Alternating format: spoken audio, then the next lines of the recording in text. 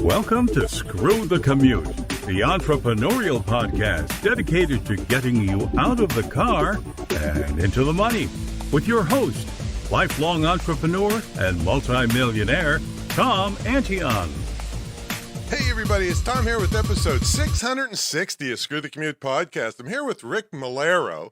It's kind of like dinero, and that's what we talk about here is money, and he's dealt with his fair share. The last one figure I saw was like $500 million in properties and so forth, so he'll fill us in on that. One of the things I really loved is he worked for 6 months for free to learn the ropes from a successful local investor. And, you know, I've been preaching about give before you get. I got that story about how I got the hotel just because I helped my landlord out when I was a kid and all of those things. So I'm a big proponent of give before you get. But he's got a really long reputation as a leading industry business strategist, negotiator, advisor, educator, and he's author of the book, Investing with a Purpose. So we'll bring him on in a minute. Hope you didn't miss episode 659. That was Greg Potapenko. His thing was from Siberia to success. He immigrated from Siberia, and he's built up a multi-million-dollar business. And he's also I believe he is a Canadian veteran because we couldn't have him on in our Veterans Month, which was September, but we're going to have him on a little after that. So check that out. Now, anytime you want to get a back episode, you go to screwthecommute.com/ and then the episode number. His is 659. And after you hear 660, which is today, I'm sure you're going to want to share it with a lot of people, especially with the great tips you'll have on the joint venturing we're going to talk about, but especially what's going on in Ukraine and how Rick has been helping out over there. All right, so make sure you pick up a copy of our automation ebook. I tell all our guests and all of you listeners, you're crazy if you and your employees aren't using what's in this book. I mean, just one of the tips in the book we estimated has saved me 8 million keystrokes over the years. Just one of the tips. And this is not like a 3-page checklist. This is like a 60-page book of how I automate myself and run this multi-million-dollar business without pulling my hair out. I want you spending time with customers and prospects and developing products and services, not fighting with your computer. So check that out. Download your copy at screwthecommute.com/automate free. While you're at it, pick up a copy of our podcast app at screwthecommute.com/app. That's APP. You can put us on your cell phone and tablet and take us with you on the road. All right, let's get to the main event. Rick Melero is a devoted husband and father, and he's co-founder and principal of the HIS. I think it's called his Home Investor something. He'll tell us about that capital group. It's a faith-based and mission-driven collection of entrepreneurial real estate investment and lending entities assembled to influence and feed nations. And recently he's been doing some really great work in the Ukraine. So Rick, are you ready to screw the commute? Yeah, the commute. I know. So how you doing, man? Nice to meet you. It is a pleasure to meet you, Tom. Thank you so much for having me. Oh, it's my pleasure. Yeah, we always love to talk to people that are doing great things in the world, and you certainly are. And then that's what we want to talk about today. But it didn't always start out so easy for you, huh? No, it did not. Definitely have a little backstory. You weren't the silver spoon kid, right? No, absolutely not. So tell us about your how you came up. Yeah, absolutely. Well, honestly, over the years, I was born in an island, Puerto Rico. With my family, everything was great. We moved to Tampa Bay, Florida, which is actually where I started transitioning. And I wish I could just blame my parents, my mom for everything. But let's be honest, young teenage guy with a lot of ambition, was a little tough to deal with. And so at the age of 17, the family made a very hard choice, which was to kick me out of the house. Yikes. And it was, since then we've had a great restoration, my mother and I, but let's just say those were pretty tough years that really it was a big smack of reality for me. And so I had to get my own apartment. I had to really start kind of developing myself at a very young age and struggle through a lot in order to get to the place where I could ultimately find my purpose, right? And so, yeah, it definitely was a tough times. I could have complained about it. I could have cried about it. and I could have been a victim. But instead, I made a decision that if it was going to be, it was up to me. And so I really just started making some very strategic moves, and really finding a career at first that started at least paying my bills, so that I could really start focusing on who Rick was and what I wanted to accomplish. And so, yeah, it was several years of struggle before I found the real estate investment industry as my main focus. So you did have some, and it's hard for us to say it on this podcast since I've never had the dreaded JOB in my whole life. So we kind of throw up in our mouth when we mention that term, but it's kind of a thing that we do need to talk about. So you had some jobs then before you became this big real estate guy, right? Oh, absolutely. Like what? Well, I mean, one of the first jobs that I ever got on the phone was actually in a collection agency. And needless to say, it was a very tough job because I didn't have any experience, but I needed to pay the bills. And so I got a chance of learning how to collect and how to resolve issues with people that didn't want to pay those bills. They didn't feel like they owed those bills. Funny enough, through that time, I learned how to type without looking. So I really developed some skills in this job. But more than anything, what I learned even in that little, what seemed to be insignificant job, was that if you were a good steward of your time and of your talents, you could ultimately get elevated. And what I learned is that even though this job was for most people insignificant, I really wasn't making a lot of money, I got really good at it. And what was really interesting is because I performed and I treated it like it was my business, within a year and a half of being there, I was actually introduced through the main manager with a gentleman that was running the Spanish line of business for Capital One. And they ultimately offered me a job, paying me double what I was making at the time, paying me compensation for bonuses. And so I learned very quickly, even though it was a very tiny move, I learned even during those times that even when you work for somebody else, if you will treat it like your business and you are a good steward of those times and resources, that it will always open up more opportunities. And so that's really where I transitioned to Capital One. And it was there that I continued to develop, and I got this love when I realized that they were the bank and they were making all this money. I remember telling myself, one day I'm going to own a bank.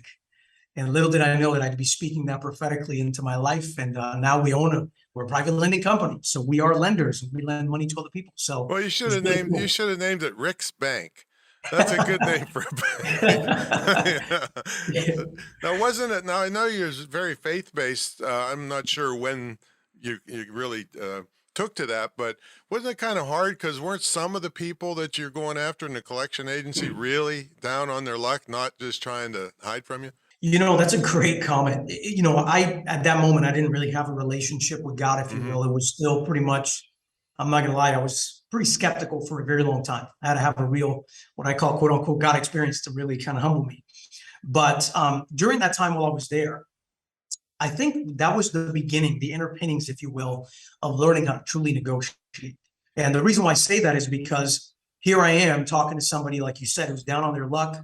Some people, of course, they knew what they were dealing with and they were just trying to find a way not to pay. But there were people that were struggling with real life circumstances. And so there's a balance when you're negotiating with somebody so that you can try to create a win-win, a win that allows them the ability to pay their bill, but also a win that makes sure that they're able to still be able to survive and take care of their current obligations. And so there was definitely a lot of gray areas and a lot of moments where, I learned failing forward, if you will, during a lot of those different interviews with people that needed help. And so a lot of discernment also of knowing who's talking, out of where and who's actually telling the truth. And so that was definitely something that was cultivated through that struggle. Now, I remember, now we talked before we started here a little bit about giving before you get. And a lot of the listeners know my story of helping my landlord when I was in college. And then he came and offered me a no money down deal to take over a hotel when he retired. So tell us about your the time that you gave before you got. Yeah, to be honest, after Capital One, that's when I had this incredible God experience. I surrendered to God. I started going into the actual mission field. But here's what I learned. Number one, I learned that it is so much more fulfilling to give back and help other people without even expectations.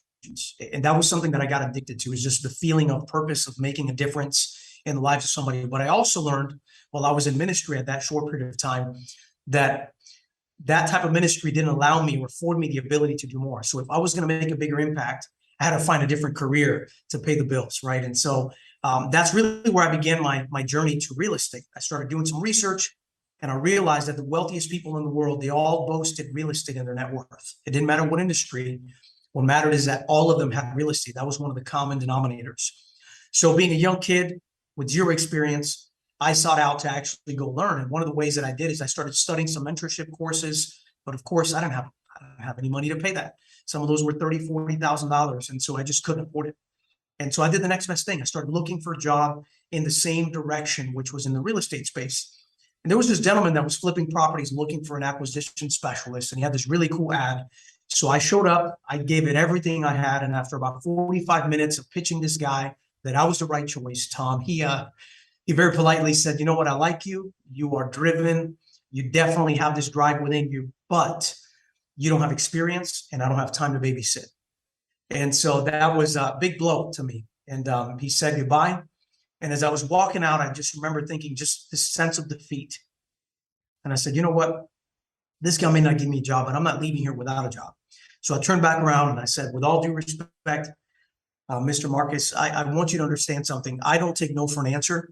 And I know right now I don't bring value enough to you to justify paying me. But if I intern for you for the next few months and I work for free, would you then have time to teach me? And that's really where the beginning of this relationship was. I took a night job just to pay my bills, and Monday through Friday, in fact, Saturday as well. I worked every single day in the morning till the beginning of the morning, till the evening before I went to work. And I worked for free for this guy, learning the business. Within 6 months, I made him close to $80,000, and I had learned some great things. And I got to say that I wouldn't have it any other way. There's something about adding value first where you completely learn more because you recognize you made an investment in yourself. And so I didn't take any minute for granted. I didn't take any no for granted.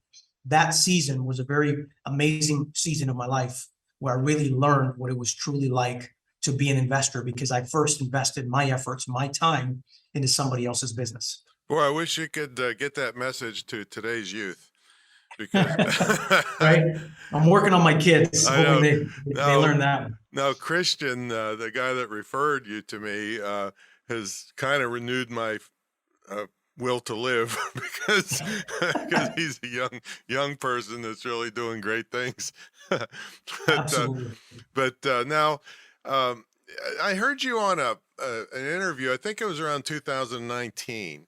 And you were talking about thinking 2 or 3 years ahead and how to protect yourself from whether the market's up or down. But then the pandemic hit. What happened to you in those times, being a big real estate, big shot, and the pandemic hit? Did you prosper from it? Did you survive? What happened? You know, this could lead into a lot of things, Tom. I'll be happy to share. You know, and it's interesting that you said 2019 because during 2019, you're right, things were growing, things were moving along, and nobody was expecting this COVID thing to take place and just wipe out the whole world in the way that it did. The reality is, and I really, really believe that one of the biggest keys to success, especially in business, but especially in real estate, is diversification. And luckily for us, we were already implementing some different strategies to diversify so that when this COVID wave hit, instead of being afraid and pulling back like a lot of people did, and a lot of people just threw in the towel and gave up before even realizing what opportunities were there, what we were able to do is, number one, lean on the fact that we were diversified and then begin to open our eyes to look for opportunities. Because that's one thing I've learned since 2009 is that when everybody's running away from something, there's generally an opportunity. And so we began to say, what are those opportunities that we can seize today during this COVID era that if we think long-term will pay dividends? And believe it or not, that led to an alliance that we built, a partnership, a joint venture, if you will, with a group that was working on a project in Tulum, Mexico on the beach. And their funding partners, as soon as COVID hit, walked away. And so luckily, because we were in the industry, some of our colleagues introduced us. And instead of us saying, you know what, let alone the US, why consider another country? When we did the analysis of this property, we saw opportunity and we saw that we had a chance to get in. And so we took that time to do our due diligence and we ended up working on a project that right now we're building a Porsche house, an Armani house, and a variety of projects on the beach that would not have been possible had we shrieked back like most people when COVID happened. And so there's a lot of great partnerships and alliances that we were able to build during that time. And I'm just grateful to say that we've actually grown and made more money since making those decisions than even before COVID started. Yeah, and see, with a lot of people when they hear, I mean, first of all, if I get one more postcard from some numbnuts that says, "Hey Tom, talk to me about buying your property on so and so," they just took. I know they just took the real estate course for 2 days down the street, the hotel.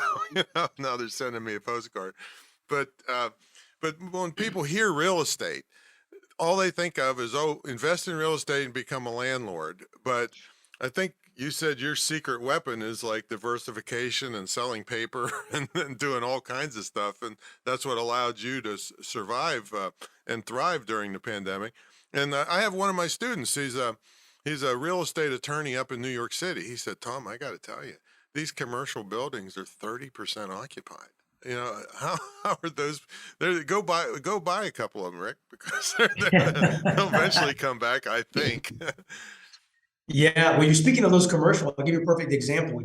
I believe this is our philosophy. We call it our 40-40-20. And really what it comes down to is just a mindset. And in fact, I use this with my own time management. 40% of our resources are generally allocated towards what we call short-term gains. These are opportunities where we're buying distress today, but within 12 to 18 months, we anticipate recovering that money with profit. The other 40% is what we call cash flow. Cash flow saves lives. Mm-hmm. Cash flow is extremely important in business. And if you're an entrepreneur getting started, learn that lesson. Cash flow will literally cover a multitude of sins, as we call it in the office here. Part of that has to do with, that's why we lend money.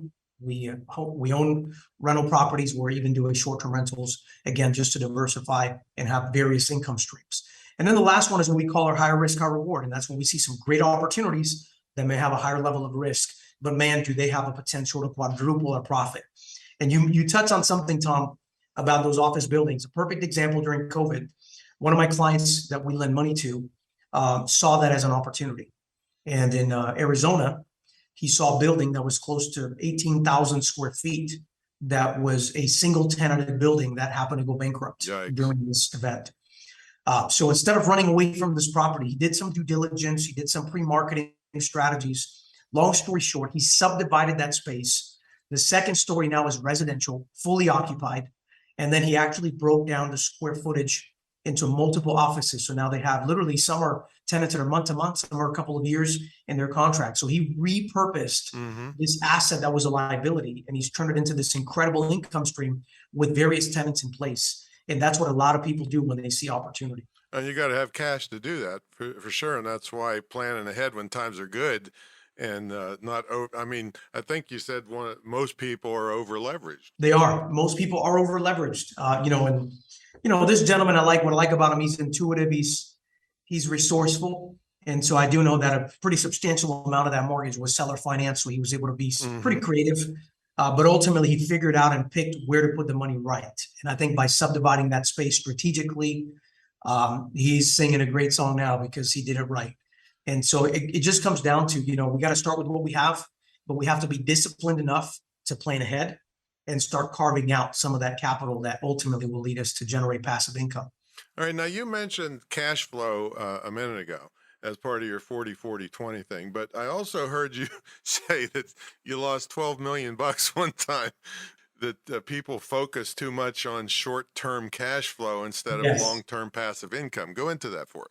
Oh man, I would love to. That is, believe it or not, that lesson still burns in my soul. Oh, it burns me just thinking about it. Yeah, on your behalf.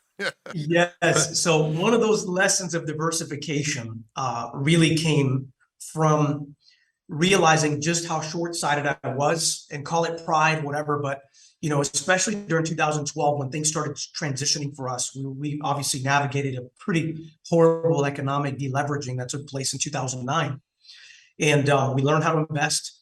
But ultimately, the moment we saw some quick earning opportunities, we were in these two particular areas near Tampa Bay.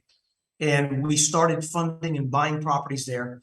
I clocked it that in just less than 4 years, we had done over 400 transactions there. I mean, buy and sell, buy and sell. Now, I'm not going to lie, we were making good money. We were going in and out of deals, and I kind of fell in love with the concept of just how much volume we were doing. Well, fast forward, several years later, I ended up keeping about 30 of those properties. Those properties that I had an average all in $55,000 per door. Those properties at the time that were now an investment of about $55,000 per door were an average $800 to $900 a month. And what's crazy is, after looking at it back, had I had the portfolio mindset, I could have taken at least a third of those profits that I made and just kept more properties. And after doing the math, we would have kept an additional 130 properties. Wow. Okay? Now, fast forward, and this is really where it burns. Okay, if you take a look at the properties that I still own in that neighborhood, those properties have now gone from $55,000 in 2012. I think one of the last ones that recently sold in one of our streets in not so great condition sold for $240,000. And when you take a look at the rental income, the average income now that I have went from $800 and $900 to $1,500 to $1,600 a month. So the big lesson was, had I been thinking in the portfolio approach, I would have taken some of that profit and bought back some of these properties to hold. And today I would have had an additional 130 properties worth on average $210,000 per house at a cost of $55,000 per house. And my cash flow would have been $1,600 times 130 properties. So minus operating expenses, the cash flow on these projects would have been substantial. It could have literally been a massive gain, but I was too short-sighted to recognize the potential when I saw it. And so this is just one of those lessons that I learned, looking back and recognizing what an impact that would have made on our business, on my family, on my kids. And it's just something that now I challenge myself to always ask when I'm working on a bigger project: how am I strategically positioning this investment? And am I capitalizing in the best way possible? Because if I don't start asking those questions, it's very easy to go right back. Just like Tulum, we got these amazing properties worth millions. Am I going to sell them all? No. From what I've learned, we're selling two, we're keeping one, and we keep the same process going. And those are, again, lessons of money that I lost that could have really been a game changer for our family. But again, you live and learn, right? So we're not going to let that happen again. Yeah, just think, if you had that 12 million, you could buy gas at the gas station. I told my girlfriend, I'm going to take you someplace really expensive. And I took her to the gas station. I love it. That's awesome. So now you can make tons of money, and I've made tons of money, and there's bigger things in the world than just money, don't you think? So this work you're doing in Ukraine, I want to get into that. But before I do, this will be maybe a hard question for you.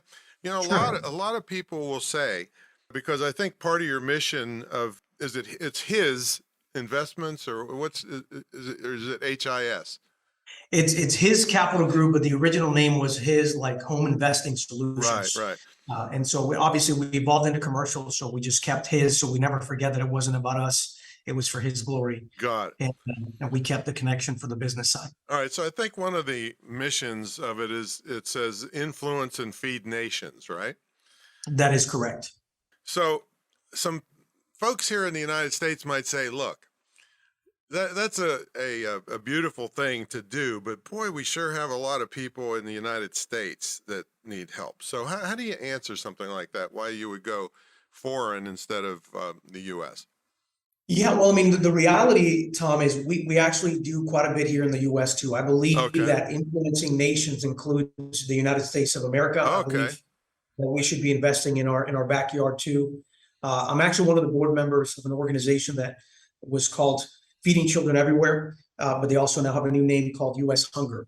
And that particular organization is doing incredible things to generate food for the families in the U.S. that are dealing with food insecurity. Mm-hmm. And so we invest quite a bit in that.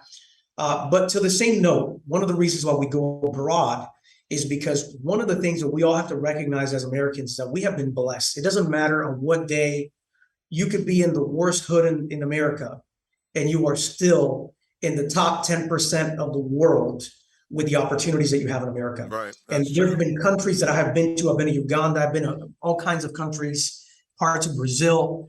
And one of the things that I've learned is that there are places where the people are perishing, and it's not because they don't want to work. It's because there is zero opportunity. Mm-hmm. And so because we are so blessed here, I believe that we should be good stewards of those blessings. And that's really where the book Investing with a Purpose came in. Really, it's talking about how, a lot of people ask for money, donate, donate, donate. And, when you're moved, a lot of times we take that money we saved and we give it to someone else. And don't get me wrong, that's great. But if you think about it long term, the biggest issue that we struggle with is now we don't have the resource because we give it away. So what we tell people is learn how to invest that money prudently. And from the profit, from the fruit that you generate from that money, then you can invest in making a difference in your community or all over the world. And that's really what we try to do. We try to invest the capital, and from those proceeds, we can then build sustainable investments to help people in the US and all over the world. Ukraine, of course, being one of those projects. Now, what's somewhat confusing to a guy that sits and watches TV all day, all right, which is one of your time wasters I saw on your Instagram. But I don't watch theatrical shows, more news and stuff. But what's kind of confusing, and since you've been boots on the ground over there, is we see the president of Ukraine and they're having meetings in these beautiful palaces. But we hear, rockets are killing everybody everywhere. But and then we have people, journalists and U.S. Congress people walking down the street and shaking hands with people. It's hard to mix those two things. How can they not be like hiding in a bunker all the time if all these missiles are hitting them? What's it really like over there? And how can you be there handing out stuff to kids and shaking hands and they're riding their bikes? It's hard to understand. No, absolutely. That's a very valid and interesting point that you bring out. I've been already in Ukraine doing missionary work now, dealing with human trafficking for almost 7 years, on the board of Mission 823, which is the organization that was in Ukraine at the time where the war started. Now, when we went, of course, we mobilized resources. It was incredible how all of our clients jumped in, and so many different partners. I mean, millions of dollars in resources that were going out. Literally planes full of food, clothing, medical aid, you name it. It was just incredible. So I felt that it was my responsibility to go as a board member and support the organization, be the boots on the ground, make sure that our supply chains were working. Because, like you said, there's bombings, there's people dying every single day. Like, how could this possibly get to the front lines? And so when I went to Ukraine, the first stop was actually in Poland. And it was through Poland that we entered, and we went to our base on the west. We call it Crow's Nest, hidden location that we have. And we were housing hundreds of people there. We evacuated, literally at this point, I think tens of thousands of people to neighboring countries. Now, when I first got there, like what you said, in my mind, I thought, man, this doesn't even feel like a war. And I totally forgot that Ukraine is huge. And so on the west, other than seeing military guards and, different, tank deterrents and different things like that, you really didn't see a lot of debris or anything that would really make you feel scared. Mm-hmm. It wasn't until we started putting the resources in trucks and heading towards the zone, if you will, that we started noticing more and more buildings bombed. And we recognized that in this city, the Ukrainians repelled the Russians and they got out of there. But you can start seeing tanks on the sides of the roads completely blown up. And so all of a sudden, you start feeling a little bit more uneasy, right? As you start getting there. We actually, I'm thinking driving a truck down there is a good, place to target for a missile. Yeah, and I will say, honestly, through the grace of God, we almost got bombed 5 times while I was there. Yikes. One of them at the time, for quite a while, there were no bombs hitting Kiev, which is where the president is, and but if you look at some of the areas they try to take over in Kiev, they're horrendous. I saw villages with literally dead bodies still on the ground. I unfortunately saw women and children, many of the women that were just so upset and hurt, and you could see it in their eyes. And I found out later that almost everyone in that village was raped. It is devastating, and it's happening every single day. And so being there and seeing just what a big country it is, they're limited on resources, so they're trying to do what they can. But even when I was in Kiev, a mall got bombed within 3 miles of where I was. And so even though people are trying to do what they can to support their fellow members and trying to do what they can to live their lives, at any moment, a random bomb can hit their place. And so it is a real thing. It is really happening. Some of these people have zero resources. Winter's coming. And let's be honest, anyone who lost their entire house, unfortunately, they don't have any clothes for the winter. And so there's just a lot of needs. I mean, I could go on and on. It was devastating. And it was also an honor to connect with these people that, even though they were going through these horrendous circumstances and they felt like they were left alone, they were the most incredible hosts. I mean, they were doing whatever they could, whatever little slice of bread they had to share with me, because I was a guest to them. That was very moving to me, to see people that still had decency. They still had a level of respect and welcoming us as guests, even though they had zero resources left. They were giving us of what they had left. And it was a very powerful experience for me.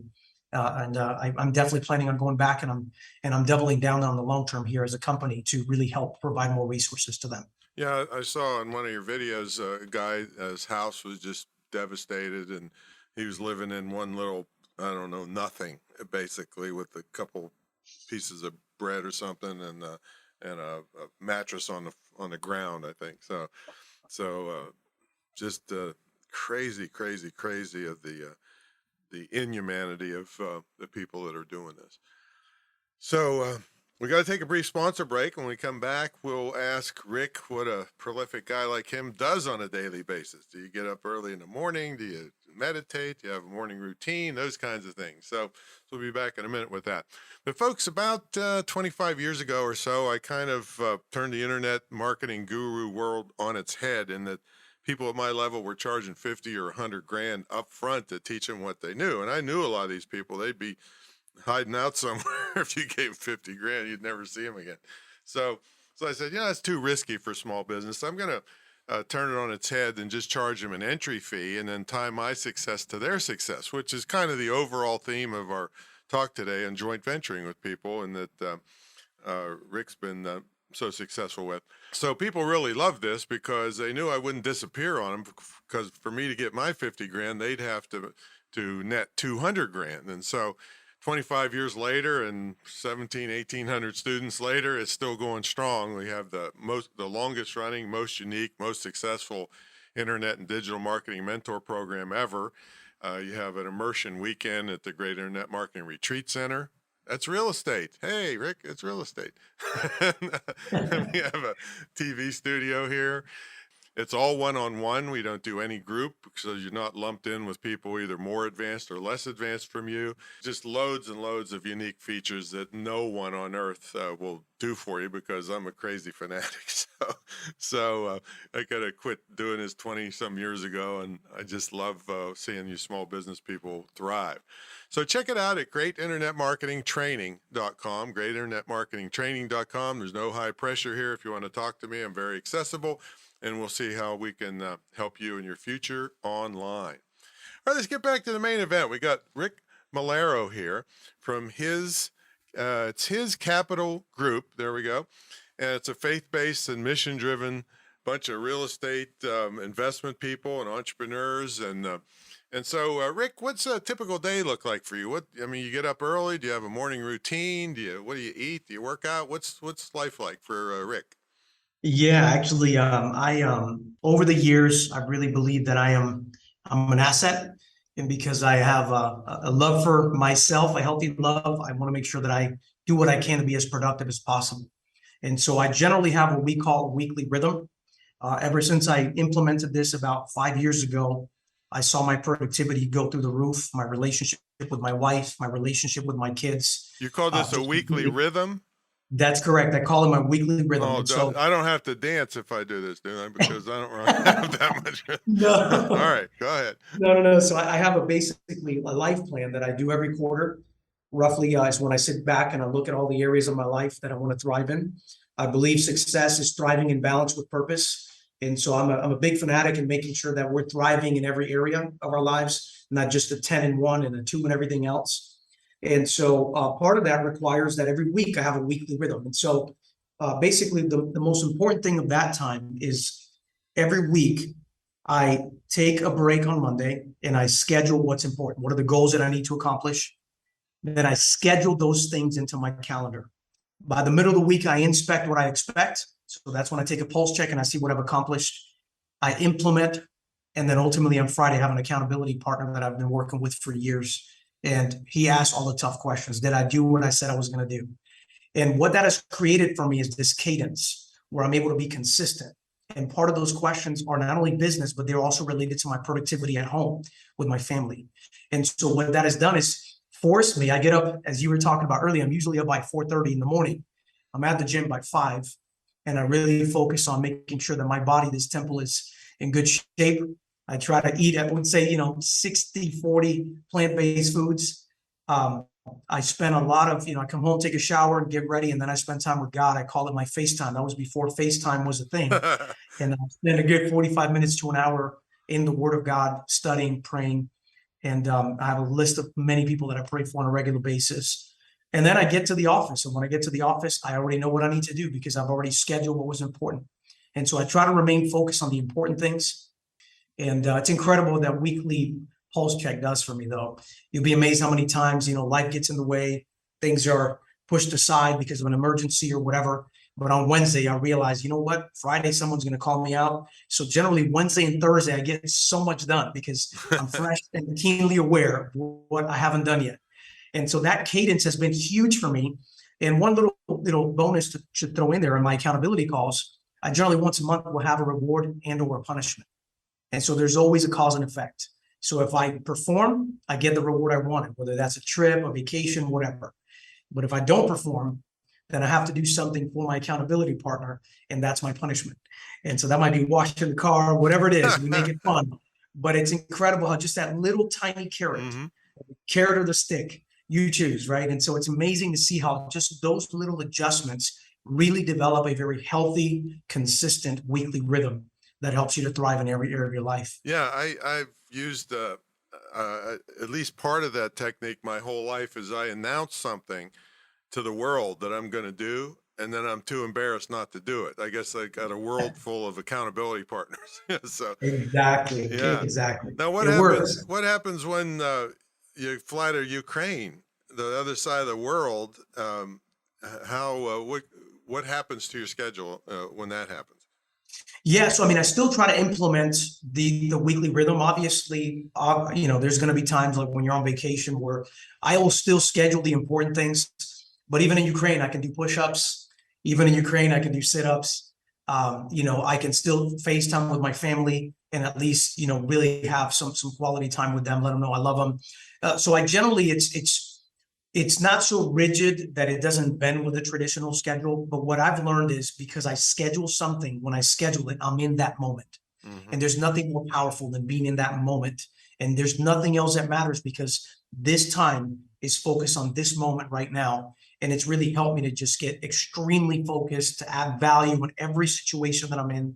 And so whether I'm in Ukraine or I'm on a vacation with my family, I'm now intentionally there because it's scheduled. That's equals productivity for me. So when I have FaceTime or family time even, it helps me to shut everything off because right now, everything else is a distraction. The only thing that matters is this family time that we've scheduled. And so it really helps no matter what to bring balance into your life. Now, without revealing anything that we shouldn't know about, when you go to Ukraine on a mission kind of like this, you sleep in a barracks or something? Wouldn't a hotel be a target for rockets? How do you get by daily life and brush your teeth? Yeah, well, luckily in our base, when we were on the West, we have a home. We had quite a few people there, so we did share some space with people, but at least we had a bed. When we started getting more into the field, we were closer to Bucha. We were in like various places, like heading towards Kharkiv. In those areas, if there was no safe place to stay, sometimes you just, stay at a friend's house that, is a local, which we did a lot of, or sleep in the car if you need to. And so it was definitely a very long trip where we, like give an example, I was supposed to be there 7 days. I was there 3 weeks for security reasons. We had a security team with us that was kind of keeping an eye on everything we did. And so it was definitely an experience. We definitely got to meet with a lot of people, and we stayed with local people, some of which I have never met in my life. And they were just so gracious to us. But yeah, there were several nights where my phone is going off. I look and say, oh, wow, look at this. We have air raid sirens going off. Look, everywhere around me, there's been a confirmed bombing. And so obviously, to say the least, that was a little edgy at times. Were you able to keep in touch with home? Yeah, I was able to stay in touch pretty much for the most part every single day. I was able to let my wife know I was okay. Yeah, what'd your family think about this? Oh man, You jack up your insurance before you left? But luckily we have insurance and we have a great team in the office. So I was pretty confident that they can, take care of the fort while I was gone. And, it was more of an emotional thing, honestly, with the family. It took me several months to make the decision to go. I told my wife, we're going to pray about it. And when there's a peace, we'll go. And literally when the peace came, it was instant. We took action. I think the one who took it the worst. She went too?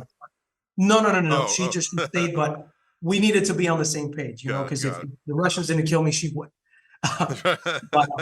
But it was one of those things for sure where, of all the people, I thought for sure my daughter, who is 11 years old, she's a little mini me. She's going to take over the business. I thought she would have a little bit more complexity, but she understood it. The one that actually was shook up the most, and we didn't know about it till like 3 days before, was my 8-year-old son. He really struggled. And so it was really important for me to send them videos consistently, communicate with them when I could, to kind of put them at ease and let them know, hey, I'm doing something that's bigger than us. Sometimes you have to step up and do that. But I want you to know I love you. So that communication was essential for me. And I try to do that every single day. Great lesson. So how do people get involved with this? For those that want to learn more, obviously they can go to hiscapitalgroup.com and reach out to us directly. We'll be happy to send you some of the information that we have, or you can go straight to mission823.com. And that is the nonprofit organization that is already established in Ukraine, providing resources there. From a board member's perspective, I can tell you that all the resources that we have are really going into the field. We have weekly meetings with our staff, just kind of showing progress reports of the different lives that have been saved because of the support of people like those that are listening today. And so it really is making an impact, saving lives. Okay, folks. So His Capital Group, and capital was with A-L, C-A-P-I-T-A-L, hiscapitalgroup.com and mission823.com. So, Rick, thanks so much for coming on. Great insights, great family man that's doing big things in the world, and started with rough beginnings. And not everybody had the silver spoon, and you're an inspiration to those people. Thank you, Tom. I really appreciate the time. What an honor it is to be here with you. All right, folks, check out, make sure you pass this episode around. This is episode 660, screwthecommute.com/660. Rick and his group of really wonderful people, entrepreneurs and real estate investors, are doing great things to help out the world, and that's part of why we do what we do. So we will catch everybody on the next episode. See you later.